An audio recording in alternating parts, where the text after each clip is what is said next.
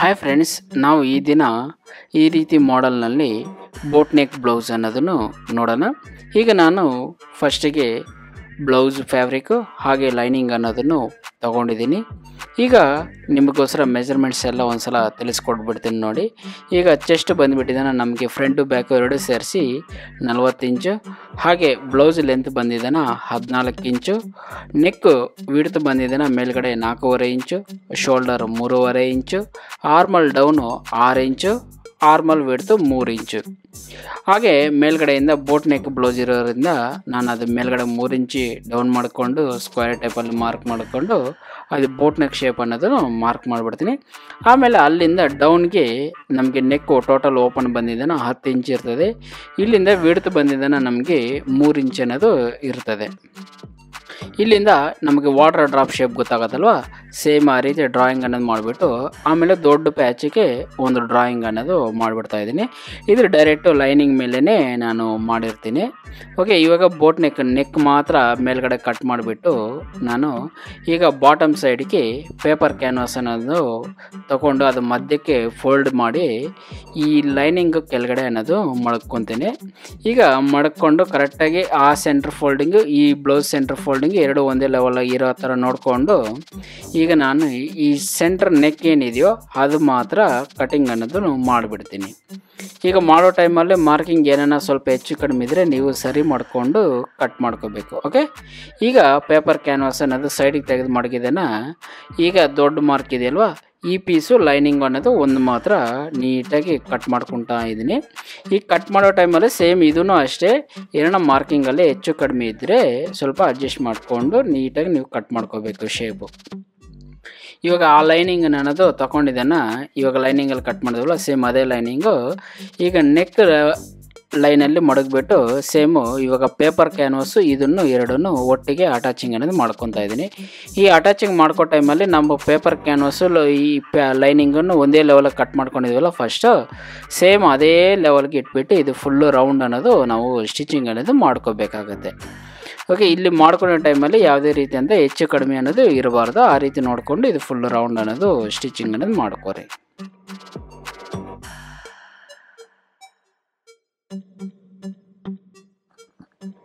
ಇದಾದ ಮೇಲೆ ನಾನು ಒಂದು ಲೈನಿಂಗ್ ಫ್ಯಾಬ್ರಿಕ್ ಅನ್ನೋದನ್ನು ಇಲ್ಲಿ ಆ್ಯಡ್ ಮಾಡ್ತಾಯಿದ್ದೀನಿ.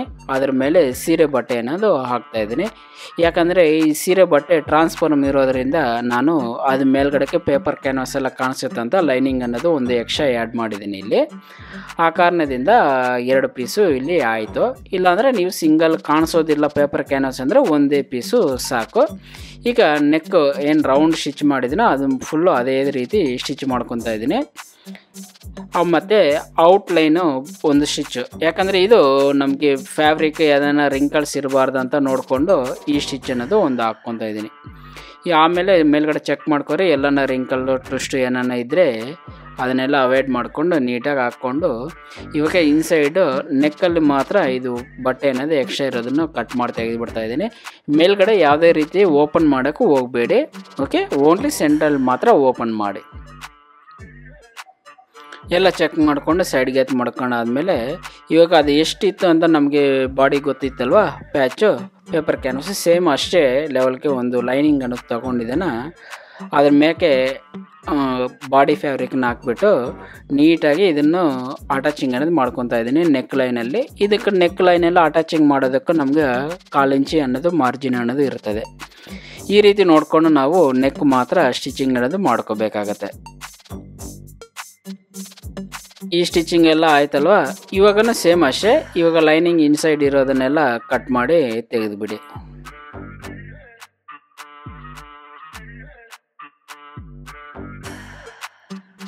ಇದಾದ್ಮೇಲೆ ಸೆಂಟ್ರಲ್ಲಿ ನ್ಯಾಚ್ ಹಾಕ್ಬಿಟ್ಟು ಈಗ ರೌಂಡ್ ಫುಲ್ಲು ಒಂದು 1/4 ಇಂಚಿಗೆ ಫುಲ್ಲು ನ್ಯಾಚಸ್ ಅನ್ನೋದು ಹಾಕೋರಿ. ಈ ನ್ಯಾಚಸ್ಸು ನಾವು ಇವಾಗ ಏನು ಅಟ್ಯಾಚಿಂಗ್ ಮಾಡೋಕ್ಕೆ ಸ್ಟಿಚ್ ಹಾಕಿದೆಯಲ್ವ ಅದು ಯಾವುದೇ ಕಾರಣಕ್ಕೂ ಕಟ್ ಆಗಬಾರ್ದು.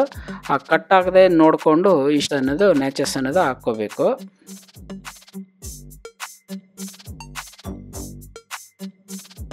ಓಕೆ, ಈಗ ಇನ್ಸೈಡ್ ಲೈನಿಂಗ್ ಎಲ್ಲ ಟರ್ನ್ ಮಾಡಿದ್ರಿಂದ ನಾನು ಇವಾಗ ಬಾಡಿ ಮೇಲಕ್ಕೆ ಟರ್ನ್ ಮಾಡಿಕೊಂಡು ಈಗ ದಾರ okay sari colour okay contrast ಅಂತ ಕಾಂಟ್ರಾಸ್ಟ್ ಕಲರ್ ದಾರ ಚೇಂಜ್ ಮಾಡಿಕೊಂಡು ಇದು ಫುಲ್ಲು ರೌಂಡು ಕಿನಾರಿ ಸ್ಟಿಚ್ ಅನ್ನೋದು ಹಾಕ್ತಾ ಇದ್ದೀನಿ. ಈ ಹಾಕೋ ಟೈಮಲ್ಲಿ ನಾವು ಈ ಲೈನಿಂಗ್ ಅನ್ನೋದು ಕಾಣಬಾರ್ದು, ಆ ರೀತಿ ಮಾಡ್ಕೋಬೇಕಾಗತ್ತೆ ಇದು.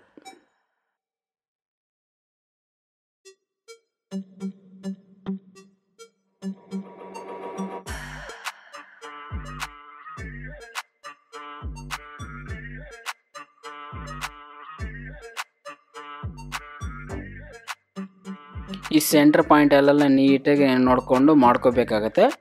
ಇದಾದ್ಮೇಲೆ ನಾವು ನೀಟಾಗಿ ಒಂದ್ಸಲ ಎಲ್ಲ ಚೆಕ್ ಮಾಡಿಕೊಂಡು ಸೈಡ್ಗೆ ಎತ್ತಿ ಮಡ್ಕೋರಿ.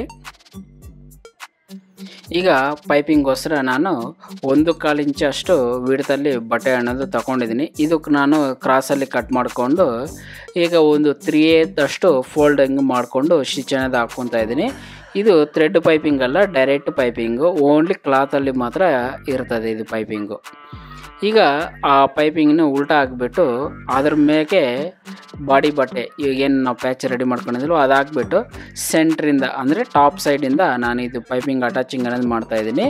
ಇದು ಬಾಟಮಲ್ಲಿ ನಾವೇನು ಪೈಪಿಂಗ್ ಕೊಡ್ತಾಯಿದ್ದೀವಿ ನೋಡಿ, ಅದು ಒಂದು 1/4 ಇಂಚ್ ಅನ್ನೋದು ಆಚೆನೇ ಬಿಟ್ಕೊಂಡು ಇವಾಗೇನು ನಾವು ಪೈಪಿಂಗ್ ಸ್ಟಿಚಿಂಗ್ ಮಾಡೋ ಟೈಮಲ್ಲಿ ಸ್ಟಿಚ್ ಹಾಕಿದೇವಲ್ಲ ಆ ಸೇಮ್ ಆ ಸ್ಟಿಚ್ ಮೇಲೆ ಈ ಸ್ಟಿಚ್ ಅನ್ನೋದು ಹಾಕ್ಕೋರಿ.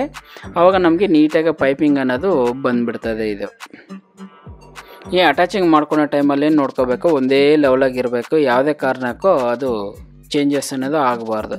ಆ ರೀತಿ ನೋಡಿಕೊಂಡು ನಾವು ಸ್ಟಿಚಸ್ ಅನ್ನೋದು ಹಾಕ್ಕೋಬೇಕು. ಮಧ್ಯಕ್ಕೆ ಬಂದ ಕೂಡಲೇ ಅಲ್ಲಿಗೆ ಸ್ಟಾಪ್ ಮಾಡಿ ತೆಗೆದುಬಿಡಿ. ಓಕೆ, ಆ ಕಡೆ ಪೈಪಿಂಗ್ ಈ ಕಡೆ ಪೈಪಿಂಗು ಜಾಯಿಂಟ್ ಅನ್ನೋದು ಆಗಬಾರ್ದು. ಈಗ ಅದನ್ನು ನೀಟಾಗಿ ಎಂಡ್ ಸೈಡಿಗೆ ಅನ್ನೋದು ಫೋಲ್ಡಿಂಗ್ ಅನ್ನೋದು ಮಾಡಿಬಿಟ್ಟು ಈಗ ನಮಗೆ ಥ್ರೆಡ್ ಪೈಪಿಂಗ್ ಕೊಟ್ಟರೆ ಯಾವ ಲೆವೆಲಲ್ಲಿ ಬರ್ತದೋ ಸೇಮ್ ಅದೇ ಲೆವೆಲಲ್ಲಿ ಇಟ್ಕೊಂಡು ಈ ಸ್ಟಿಚ್ ಅನ್ನೋದು ಹಾಕ್ಕೋಬೇಕಾಗತ್ತೆ. ಓಕೆ, ಆದರೆ 1/8 ಅಷ್ಟೇ ನಮಗೆ ನೀಟಾಗಿ ಕಾಣಿಸ್ಬೇಕು. ಇದು ಫುಲ್ ರೌಂಡು ಅದೇ ರೀತಿ ಮಾಡ್ಕೋಬೇಕಾಗತ್ತೆ. ಇಲ್ಲಿ ಕೆಲಸ ಸ್ವಲ್ಪ ಸ್ಲೋ ಆಗುತ್ತೆ, ಸ್ವಲ್ಪ ಸ್ಲೋ ಆದ್ರೂ ಪರವಾಗಿಲ್ಲ, ನೀಟಾಗಿ ರೆಡಿ ಮಾಡ್ಕೊರಿ. ಥ್ರೆಡ್ ಪೈಪಿಂಗ್ ಕೊಟ್ಟರೆ ಇಲ್ಲಿ ಫಿನಿಶಿಂಗ್ ಅನ್ನೋದು ನೀಟಾಗಿ ಬರೋದಿಲ್ಲ, ಸ್ಪೆಷಲಿ ಈ ಒಂದು ಪಾಯಿಂಟಿಗೆ. ಓಕೆ, ಅದಾದಮೇಲೆ ನೀಟಾಗಿ ಎಲ್ಲ ಪೈಪಿಂಗ್ ಎಲ್ಲ ಒಂದು ಸಲ ಚೆಕ್ ಮಾಡ್ಕೊಂಡಿದ್ದಾನ ನಮಗೆ ಪ್ಯಾಚ್ ಅನ್ನೋದು ರೆಡಿ ಆಯಿತು. ಸೈಡ್ಗೆ ಎತ್ತು ಮಾಡ್ಕೊಂಡಿದ್ದಾನ. ಇವಾಗ ಬಾಡಿ ಅನ್ನೋದನ್ನು ತಗೊಂಡು ಈಗ ಉಲ್ಟಾ ಅನ್ನೋದನ್ನು ಹಾಕ್ಕೊಂಡು ಅದ್ರ ಮೇಲೆ ಲೈನಿಂಗ್ ಅನ್ನೋದು ಈಗ ಕಟ್ ಮಾಡ್ಕೊಂಡಿದ್ದೀವಲ್ಲ ಫಸ್ಟೇ ಅದನ್ನು ಅನ್ನೋದು ಹಾಕ್ಕೊಂಡು ನಾನು ನೀಟಾಗಿ ಎಲ್ಲ ಕಡೆಗೆ ಬರೋ ಥರ ಬಾಡಿ ಬಟ್ಟೆನೂ ಸೆಟ್ ಮಾಡಿಕೊಂಡು ಈಗ ಇಲ್ಲಿ ರೌಂಡ್ ಸ್ಟಿಚ್ ಅನ್ನೋದು ಹಾಕ್ತೀನಿ. ಇಲ್ಲಿ ನೆಕ್ ಮೇಲ್ಗಡೆ ಇದೆ ಅಲ್ವಾ, ಆ ಮೇಲ್ಗಡೆ ಯಾವುದೇ ಕಾರಣಕ್ಕೂ ಕಟ್ ಮಾಡೋಕ್ಕೆ ಹೋಗಬೇಡಿ. ಇದು ಡೈರೆಕ್ಟಾಗಿ ಹಾಗೆ ಪ್ಯಾಚ್ ಅನ್ನೋದನ್ನು ನಾವು ಮಾಡ್ಕೋಬೇಕಾಗತ್ತೆ. ಇದು ಬೋಟ್ ನೆಕ್ ಇರೋದ್ರಿಂದ ಅಲ್ಲಿ ಓಪನ್ ಅನ್ನೋದು ನಾನು ಮಾಡ್ತಾ ಇರಲಿಲ್ಲ.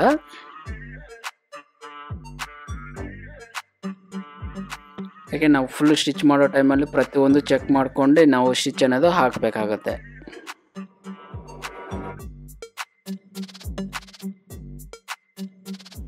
ಈಗ ಇದೆಲ್ಲ ಆಯ್ತಲ್ವ, ಈಗ ಮಧ್ಯದಲ್ಲಿರೋ ಬಟ್ಟೆನೂ ಕಟ್ ಮಾಡಿ ತೆಗೆದುಬಿಡಿ.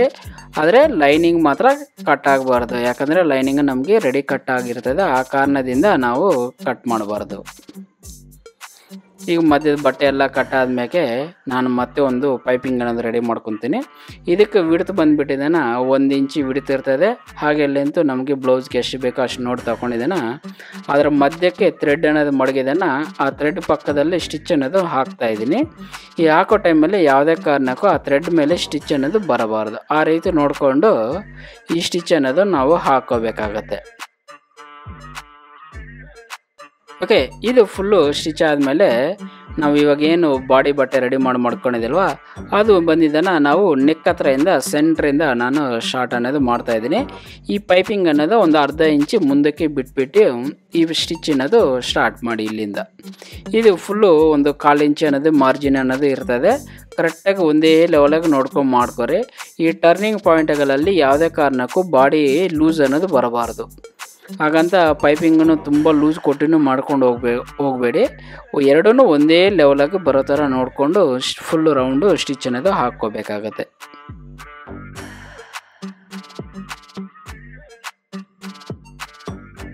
ಓಕೆ, ಸೆಂಟ್ರ್ ಕರೆಕ್ಟಾಗಿ ಬಂದು ಕೂಡಲೇ ಅಲ್ಲಿಂದ ಸ್ಟಾಪ್ ಮಾಡಿಬಿಟ್ಟು ನಮ್ಗೆ ಇನ್ನೊಂದು ಪೈಪಿಂಗ್ ಒಂದು ಅರ್ಧ ಇಂಚು ಬಿಟ್ಕೊಂಡು ಕಟ್ ಮಾಡಿಬಿಟ್ಟು ಇಲ್ಲಿ ಸೆಂಟ್ರಲ್ಲಿ ಒಂದು ನ್ಯಾಚ್ ಅನ್ನೋದು ಹಾಕ್ಕೊಬಿಡಿ. ಹಾಕ್ಕೊಂಡಿದ್ದಾನ ಅದು ಇನ್ಸೈಡ್ಗೆ ಹೋಗೋ ಥರ ಪೈಪಿಂಗ್ ನೀಟಾಗಿ ಟರ್ನ್ ಮಾಡಿಕೊಂಡು ಈಗ ಸೆಂಟ್ರ್ ಅಲ್ಲಿಂದನೇ ಒಂದು ಪೈಪಿಂಗ್ ಪಕ್ಕದಲ್ಲಿ ಒಂದು ಸ್ಟಿಚ್ ಅನ್ನೋದು ಹಾಕ್ಕೋಬೇಕಾಗತ್ತೆ ಇಲ್ಲಿಂದ. ಈ ಸ್ಟಿಚ್ ಹಾಕೋ ಟೈಮಲ್ಲಿ ನಾವು ನೋಡ್ಕೋಬೇಕಾಗಿರೋದು ಮೈನು ಈ ಪೈಪಿಂಗ್ ಒಂದೇ ಲೆವೆಲಾಗಿ ಇರ್ತದಾ ಇಲ್ವಾ ಅಂತ ಚೆಕ್ ಮಾಡಿಕೊಂಡು ಈ ಸ್ಟಿಚ್ ಅನ್ನೋದು ನಾವು ಫುಲ್ಲಾಗಿ ಹಾಕ್ಕೋಬೇಕಾಗತ್ತೆ.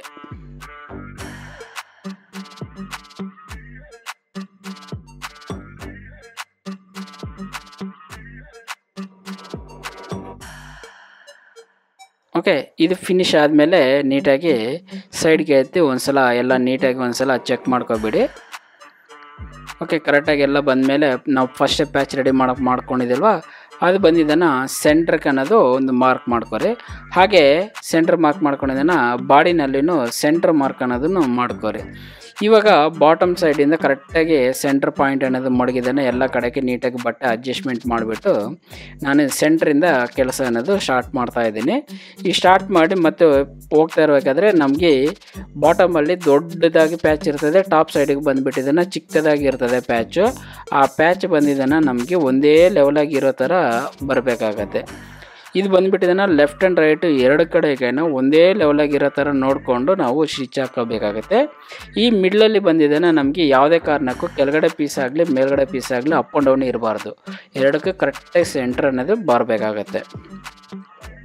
ಓಕೆ, ಇವಾಗ ಲೆಫ್ಟ್ ಸೈಡ್ ಪ್ಯಾಚ್ ಅನ್ನೋದು ಅಟ್ಯಾಚ್ ಆಗಿದೆ ಅಲ್ವಾ, ಅದೇ ಸೇಮ್ ಮೆಜರ್ಮೆಂಟ್ಗೆ ರೈಟ್ ಸೈಡು ಪ್ಯಾಚ್ ಬರೋ ಥರ ನೋಡ್ಕೊಂಡಿದ್ದಾನೆ ನಾವು ಸ್ಟಿಚ್ ಮಾಡಬೇಕಾಗತ್ತೆ. ಓಕೆ, ಇವಾಗ ಇನ್ಸೈಡ್ ಕಚ್ಚೆ ಎಲ್ಲ ಇದೆ ಅಲ್ವಾ ಈ ಪ್ಯಾಚಿದು, ಅದನ್ನೆಲ್ಲ ನೀಟಾಗಿ ಟ್ರಿಮ್ ಮಾಡಿಬಿಟ್ಟು ಸ್ಟಿಚಿಂಗ್ ಅನ್ನೋದು ಹಾಕೋಬಿಡಿ ಫುಲ್ಲು ಆ ಪ್ಯಾಚಿಗೆ. ಈಗ ನಾನು ಬಾಡಿ ಮತ್ತು ಲೈನಿಂಗ್ ಎರಡೂ ಸೇರಿ ಒಂದು ಸ್ಟಿಚ್ ಹಾಕ್ತಾಯಿದ್ದೀನಿ. ಆ ಸ್ಟಿಚಿಂಗ್ ಅನ್ನೋದು ನೀಟಾಗಿ ರೌಂಡು, ಆದರೆ ಬಾಡಿ ಆಗಲಿ ಲೈನಿಂಗ್ ಆಗಲಿ ಯಾವುದೇ ಆಗಲಿ ಟ್ವಿಸ್ಟ್ ಅನ್ನೋದು ಬರಬಾರ್ದು. ಆ ರೀತಿ ನೋಡಿಕೊಂಡು ಇದು ಫುಲ್ಲು ಸ್ಟಿಚಿಂಗ್ ಅನ್ನೋದು ನೀವು ಹಾಕ್ಕೋಬೇಕಾಗತ್ತೆ. ಈಗ ನಾನು ಆ ಲೈನಿಂಗ್ ಆಗಲಿ ಅಥವಾ ಬಾಡಿ ಆಗಲಿ ಯಾವುದೇ ಕಾರಣಕ್ಕೂ ಟ್ವಿಸ್ಟ್ ಬರಬಾರ್ದು ಅಂತ ನೋಡಿಕೊಂಡು ಸ್ಟಿಚಿಂಗ್ ಅನ್ನೋದು ಹಾಕ್ತಾಯಿದ್ದೀನಿ. ಹಾಕೋ ಟೈಮಲ್ಲಿ ನಾವು ಮೈನಾಗಿ ಟ್ವಿಸ್ಟ್ಗಳಿಲ್ಲ ಅಂತ ನೋಡಿಕೊಂಡು ಹಾಕ್ಕೋಬೇಕಾಗತ್ತೆ. ಈಗ ನಮಗೆ ಬಾಡಿ ಬಟ್ಟೆ ಅನ್ನೋದು ಎಕ್ಸ್ಟ್ರಾ ಇದೆ ಅಲ್ವಾ ಬ್ಲೌಸ್ ಬಟ್ಟೆ, ಅದನ್ನೆಲ್ಲ ನೀಟಾಗಿ ರೌಂಡ್ ಫುಲ್ಲು ಕಟಿಂಗ್ ಅನ್ನೋದು ಮಾಡಿ ತೆಗೆದುಬಿಡ್ತಾ ಇದ್ದೀನಿ. ಈ ಕಟ್ ಮಾಡೋ ಟೈಮಲ್ಲಿ ನಮಗೆ ಲೈನಿಂಗ್ ಅನ್ನೋದು ಯಾವುದೇ ಕಾರಣಕ್ಕೂ ಕಟ್ ಆಗಬಾರ್ದು. ಲೈನಿಂಗ್ ನಾನು ಯಾವತ್ತೂ ರೆಡಿ ಕಟ್ ಮಾಡಿರ್ತೀನಿ. ಆ ಕಾರಣದಿಂದ ಎಕ್ಸ್ಟ್ರಾ ಏನು ಬಾಡಿ ಬಟ್ಟೆ ಅನ್ನೋದು ಇದೆಯೋ ಅದನ್ನು ಮಾತ್ರ ಕಟ್ ಮಾಡಿ ತೆಗೆದುಬಿಡ್ತೀನಿ. ಇಲ್ಲಿ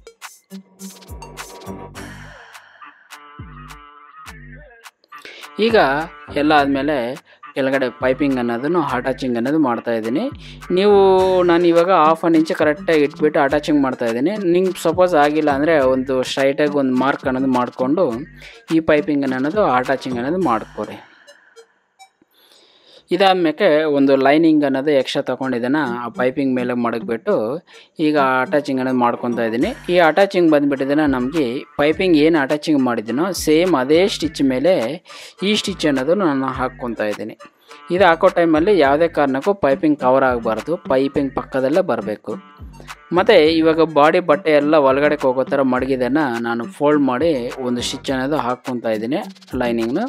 ಈಗ ಮತ್ತು ಲೈನಿಂಗ್ನೆಲ್ಲ ಇನ್ಸೈಡ್ಗೆ ಮತ್ತು ಟರ್ನ್ ಮಾಡಿಬಿಟ್ಟಿದ್ದನ್ನು ಪೈಪಿಂಗ್ ಪಕ್ಕದಲ್ಲೇ ಈ ಸ್ಟಿಚ್ ಬರೋ ಥರ ಮಾಡ್ತಾಯಿದ್ದೀನಿ.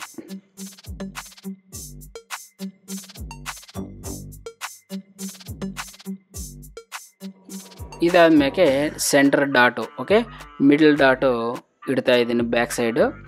ಇದು ಬಂದುಬಿಟ್ಟಿದ್ದಾನೆ ನಮ್ಗೆ ಡಾಟ್ ಬಿಡ್ತು 1/2 ಇಂಚು ಬಿಡ್ತಿರ್ತದೆ, 1-1.5 ಇಂಚು ಅಷ್ಟು ಲೆಂತ್ ಇರ್ತದೆ. ಯಾಕಂದರೆ ಇದು ಪ್ಯಾಚ್ ಬಂದುಬಿಟ್ಟು ಸ್ವಲ್ಪ ದೊಡ್ಡದಾಯ್ತಲ್ವ, ಹಾಗಾಗಿಬಿಟ್ಟು ಡಾಟ್ ಲೆಂತ್ ಅನ್ನೋದು ನಮಗೆ ಚಿಕ್ಕದಾಯಿತು.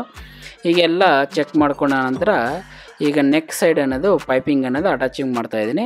ಇದು ಬಂದುಬಿಟ್ಟಿದ್ದಾನೆ ನಿಮಗೆ ಈಸಿಯಾಗಿರ್ತದೆ ಅಂದರೆ ಫ್ರಂಟು ಬ್ಯಾಕು ಎರಡು ಅಟ್ಯಾಚಿಂಗ್ ಮಾಡ್ಕೊಬಿಟ್ಟು ಆಮೇಲೆ ನೆಕ್ಕಕ್ಕೆ ಫುಲ್ಲು ಒಂದೇ ಸಲ ಪೈಪಿಂಗ್ ಅನ್ನೋದು ಕೊಟ್ಟರೆ ಇನ್ನೂ ಚೆನ್ನಾಗಿರ್ತದೆ. ನಾನು ಇಲ್ಲಿ ಬಂದುಬಿಟ್ಟಿದ್ದಾನೆ ನಿಮಗೆ ತೋರಿಸ್ಕೊಡೋಗೋಸ್ಕರ ನಾನು ಈ ಪೈಪಿಂಗ್ ಅನ್ನೋದು ಅಟ್ಯಾಚಿಂಗ್ ಮಾಡಿಕೊಂಡು ನಮ್ಗೆ ತೋರಿಸ್ತಾ ಇದ್ದೀನಿ. ಫಿನಿಶಿಂಗ್ ಲಾಸ್ಟ್ಗೆ ಹೆಂಗಿದ್ರೆ ಚೆನ್ನಾಗಿರ್ತದೆ ಅನ್ನೋ ಉದ್ದೇಶಕ್ಕೋಸ್ಕರ ಇದು ನೀವು ಫ್ರಂಟು ಬ್ಯಾಕು ಅಟ್ಯಾಚಿಂಗ್ ಅನ್ನೋದು ಮಾಡಿಕೊಂಡು ಈ ಪೈಪಿಂಗ್ ಅನ್ನೋದು ಫಿನಿಶಿಂಗ್ ಅನ್ನೋದು ಮಾಡ್ಕೋರಿ.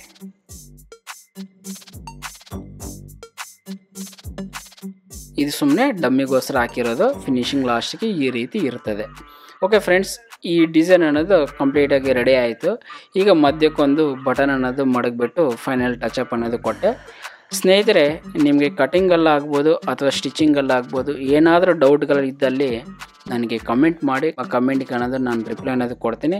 ಹಾಗೆ ಈ ವಿಡಿಯೋ ನಿಮಗೆ ಇಷ್ಟ ಆಗಿದ್ದಲ್ಲಿ ಈ ವಿಡಿಯೋಗೊಂದು ಲೈಕ್ ಮಾಡಿ, ಹಾಗೆ ನನ್ನ ಚಾನಲ್ನ ಸಬ್ಸ್ಕ್ರೈಬ್ ಮಾಡ್ಕೊರಿ. ಹಾಗೆ ಪಕ್ಕದಲ್ಲಿರೋಂಥ ಬೆಲ್ಲೈಕನ್ನ ಕ್ಲಿಕ್ ಮಾಡ್ಕೊತ ನನಗೆ ಯಾವಾಗಲೂ ಸಪೋರ್ಟ್ ಮಾಡ್ತಾ ಅಂತ ಕೇಳ್ಕೊತ ಈ ವಿಡಿಯೋನ ಮುಗಿಸ್ತಾ ಇದ್ದೀನಿ. ಮತ್ತು ಬರೋ ವಿಡಿಯೋದಲ್ಲೇ ಭೇಟಿ ಆಗ್ತೀನಿ. Okay, bye friends.